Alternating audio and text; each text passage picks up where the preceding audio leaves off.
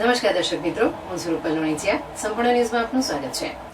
શક્તિપીઠ અંબાજી ગુજરાત અને રાજસ્થાનની સરહદ ઉપર આવેલું છે. અંબાજી ગામ ખૂબ જ નાનું ગામ છે, પણ ચોક્કસપણે કહી શકાય કે આ ગામ ગુજરાતનું સૌથી મોટું શક્તિપીઠ ગણાય છે.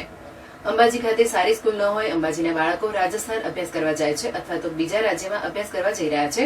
ત્યારે અંબાજી ખાતે રાજેન્દ્રનગરમાં રહેતા તનિષ કમલેશ જોશીએ ઓલ ઇન્ડિયા 11મા DEL ઇન્વિટેશન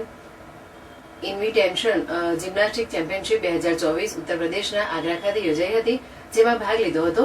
આ ચેમ્પિયનશિપમાં ગુજરાત અને દેશભરના અલગ અલગ રાજ્યમાંથી ઘણા બાળકો ભાગ લેવા આવ્યા હતા. વેલ્યુટિંગ ટેબલમાં તનિષ જોશી ગોલ્ડ મેડલ જીત્યો હતો, જ્યારે પોમલ હોર્સમાં તનિષ જોશી સિલ્વર મેડલ જીત્યો હતો. આગ્રામાં MLC વિજય શિવર દ્વારા તનિષ જોશીને ગોલ્ડ અને સિલ્વર મેડલ આપવામાં આવ્યા હતા.